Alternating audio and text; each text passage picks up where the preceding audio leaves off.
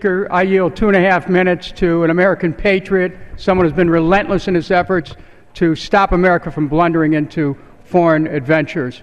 Congressman Ron Paul from Texas. The gentleman from Texas is recognized for 2.5 minutes. I thank the gentleman for yielding. I think this bill would be better named if we called it Obsession with Iran Act 2012. Because this is what we continue to be doing, is obsessed with Iran and the idea that Iran is a threat to our national security. Iran happens to be a third world nation. They have no significant Navy, Air Force, intercontinental ballistic missiles. The IAEA and our CIA said they're not on the verge of a nuclear weapon.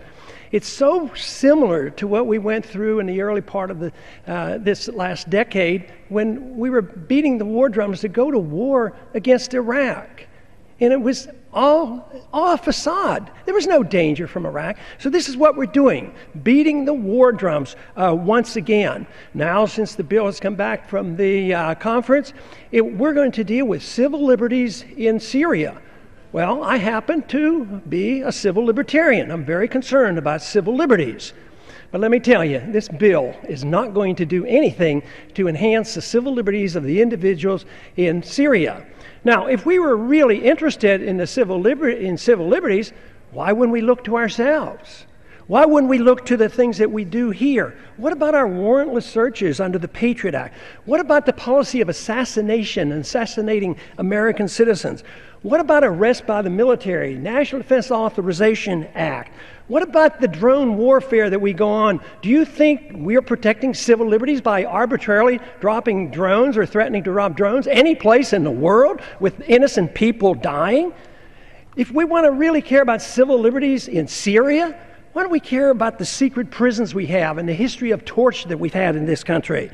What about the fact that kill lists are being made by the executive branch of government and we sit idly by and approve of it by saying nothing, and the American people put up with it, and we march in this direction, marching into a determination to have another war.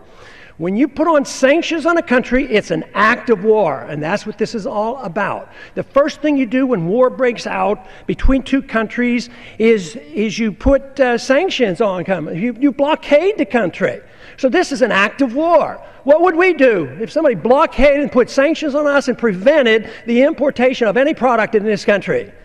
We'd be furious, we'd declare war, we'd go to war. So we are the antagonists. We're over there poking our nose in other people's affair, just looking for the chance to start another war. First it's Syria, then Iran. We have too many wars. We need to stop the wars.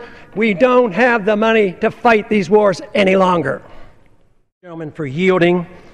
I'm still rather impressed with the obsession over a weapon that does not exist, and no concern whatsoever about many nuclear weapons that are held by countries that never even joined the Nuclear Non-Proliferation Treaty.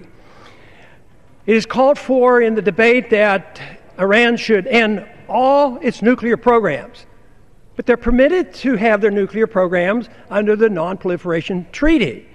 And the other countries that have weapons, and including the countries that hold the weapons that came from the Soviet system, seems like that would be a much greater danger. You know, the investigation by the UN or by our CIA has never indicated that they've ever enriched above 20%. And they said they won't even do it to 20%. If they would merely allow it, the West would cooperate and sell them this material. They said, we don't need it, but we need 20% enrichment for nuclear isotopes, medical isotopes. So our refusal to deal with them prompts them to take it up enrichment to 20%. 5%, of course, is what they're allowed to do for nuclear energies.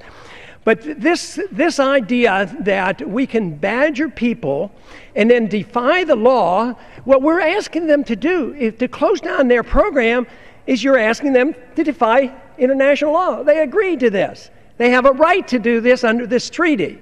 And for us to come and say, well, they must quit it, I think it really is very close to an obsession on a country that is incapable of attacking us or attacking. They don't have a history of invading their neighboring countries.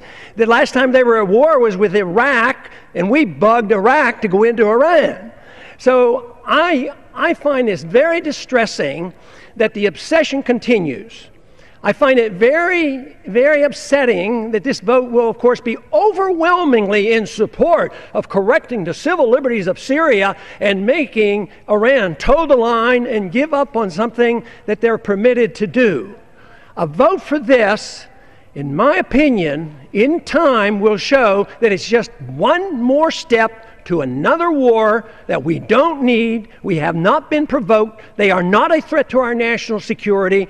And we should not be doing this. We've been doing it too long. For the last 10, 15 years, we're just obsessed with this idea that we go to war and try to solve all the problems of the world. At the same time, it is bankrupting us. I strongly urge a no vote on this resolution.